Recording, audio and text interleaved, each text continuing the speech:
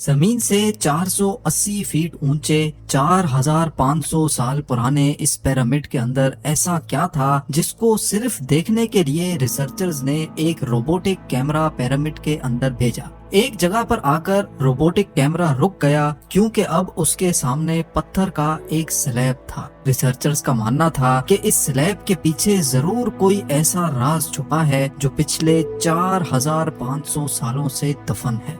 ये राज इनको हर कीमत पर जानना था, इसलिए उन्होंने रोबोट के आगे एक ड्रिल मशीन लगाई जिसने उस पत्थर के स्लैब में बारीक छेद कर दिया।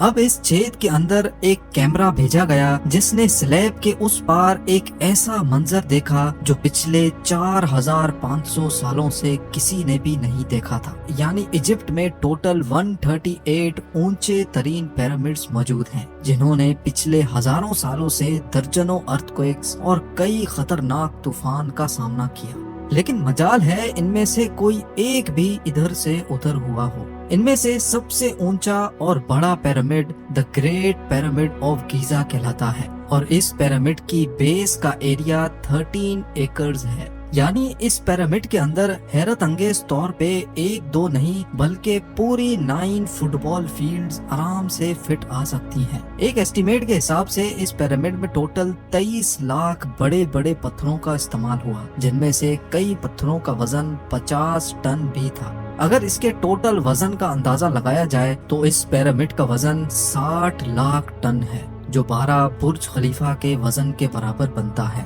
लेकिन इतने ऊंचे और आलीशान पिरामिड्स बनाने का आखिर मकसद क्या था? हजारों साल पहले जब इंसान के पास कोई टूल्स भी मौजूद नहीं थे, तब इन पिरामिड्स की दीवारों को कैसे इंच बाय इंच लेवल किया गया? कैसे 50 टन वजनी पत्थरों को स्क्वायर शेप में काटकर बगैर क्रेन के ही 480 फीट ऊंचाई तक पहुंचाया गया? और इनको बनाने में ऐसे कौन से इंजीनियर्स का हाथ था जिन्होंने इन पिरामिड्स को अर्थक्वेक प्रूफ के साथ साथ इनकी तमाम साइड्स को एग्जैक्टली 51.5 डिग्री के एंगल पे सेट किया? ये सब आप जान सकेंगे आज की इस वीडियो में। तो आइए शुरू करते हैं। Challenge number 1। कई सदियों से मुख्तलिफ रिसर्च टीम्स इस पिरामिड की कंस्ट्रक्शन टेक्निक जानने के लिए सर जोड़कर बैठी थी कि आखिर इस पिरामिड की हर side exactly north, south, east और वेस्ट पे बगैर कंपास के कैसे सेट की गई होंगी। कई एक्सपर्ट्स का मानना है कि उस टाइम के आर्किटेक्ट्स ने सबसे पहले ऐसी जमीन तलाश की होगी जो लाखों टन वजनी पत्थरों का वजन झेल सके। उसके बाद पोलर स्टार्स यानी वो सितारे जिनकी मदद से अर्थ के पोल्स का पता पड़ता है, उनकी मदद से पिरामिड की हर साइड को मार्क किया गया। ना कोई कंपास और ना ही कोई ऑप्टिकल इंस्ट्रूमेंट, सिर्फ इस बेसिक टेक्निक से हजारों साल पहले इस पिरामिड की डायरेक्शन सेट की गई और वो भी 0 एरर्स के साथ। Challenge number 2। अगला चैलेंज था जमीन को लेवल करने का। जिस 13 एकड़ की जमीन पर इस पिरामिड को बनना था, उसका लेवल थोड़ा सा भी आउट होता तो 23 लाख पत्थरों के इस पहाड़ का खड़ा होना बिल्कुल भी मुमकिन नहीं था। अब इस जमीन को लेवल करने के लिए उस टाइम के इंजीनियर्स के पास ना ही लेजर लेवलर था और ना ही बबल लेवल। एक्सपर्ट्स का मानना है कि कंस्ट्रक्शन साइट की चारों साइड्स पर खड्डा करके उसमें पानी डाला गया होगा और फिर एक साइड के पानी के लेवल से दूसरे साइड के पानी के लेवल को मैच किया गया होगा। जो जमीन का हिस्सा पानी के लेवल से मैच नहीं कर रहा होगा, उसको छेनी और हथौड़ों की मदद से काट कर लेवल किया गया होगा। कई एक्सपर्ट्स का मानना है कि एंशिएंट इजिप्शियंस ने इस सिंपल टूल का भी इस्तेमाल किया, जिसकी दोनों साइड्स पे लकड़ियां और उसके ठीक सेंटर पे एक रस्सी से पत्थर बंधा हुआ है। अगर पत्थर जमीन से टच हो गया और उसकी रस्सी ठीक सेंटर लाइन पे आ रही होगी तो इसका मतलब है कि बीच की जमीन परफेक्टली लेवल्ड है। Challenge number 3। अब पिरामिड कंस्ट्रक्शन साइट पे डायरेक्शंस भी सेट थी, मार्किंग्स भी हो चुकी थी और जमीन का लेवल भी सेट था। अब बारी थी कंस्ट्रक्शन स्टार्ट करने की, जिसके लिए लाखों टन वजनी और बड़े पत्थर रिक्वायर्ड थे। لیکن یہ پتھر کاٹنے کے لیے نہ ہی ان کے پاس گرائنڈر تھے اور نہ ہی جیک ہیمرز، لیکن پھر بھی انہوں نے 50 ٹن وزنی پتھر کاٹے بھی اور ان کو اسکوائر یا ریکٹینگل شیپ بھی دیا۔ لیکن آخر کس کی مدد سے؟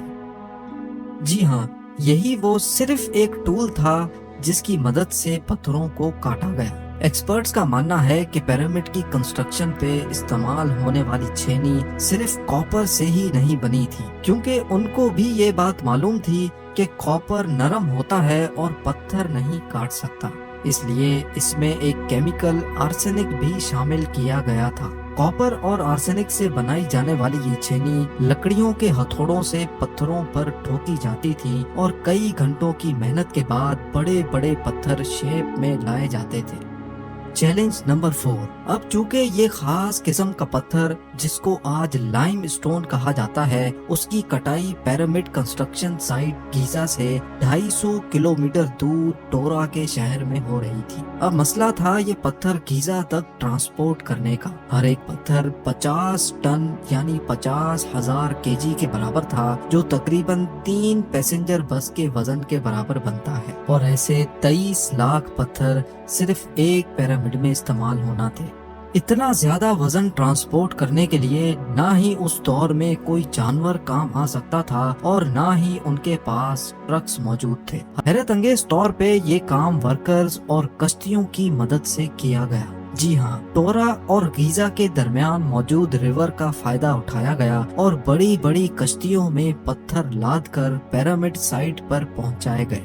ایکسپرٹس کا ماننا ہے کہ یہ کام اتنا آسان نہیں تھا۔ شپس میں اتنے بڑے پتھر کی لوڈنگ اور ان لوڈنگ میں کم سے کم بھی 500 مزدوروں کی آرمی ایک ہی وقت میں لگائی گئی ہوگی۔ Challenge number 5۔ جو ایکسپرٹس کی ٹیمز پیرامڈ کی کنسٹرکشن پر ریسرچ کر رہی تھیں، ان کو اب اپنے کئی سوالوں کے جواب مل چکے تھے، لیکن ایک بات ان کو ہر وقت ستا رہی تھی کہ لائم سٹون کٹ بھی گئے، ٹرانسپورٹ بھی ہو گئے اور کنسٹرکشن کے دوران ایک کے اوپر ایک لگنا بھی شروع ہو گئے۔ مسئلہ یہ تھا کہ پتھر اتنی اونچائی تک آخر پہنچائے کیسے گئے ہوں گے۔ کئی ایکسپرٹس کا ماننا ہے کہ پیرامڈ کی کنسٹرکشن سے پہلے ہی یہ پلان کر لیا گیا تھا، یا تو یہ اسپائرل ٹریک کے ذریعے اوپر گئے ہوں گے یا پھر زگ زیگ طریقے سے، لیکن یہ بات تو طے ہے کہ 50,000 kg کے پتھر اوپر مزدوروں کی آرمی کی مدد سے ہی کھینچ کر گئے ہوں گے۔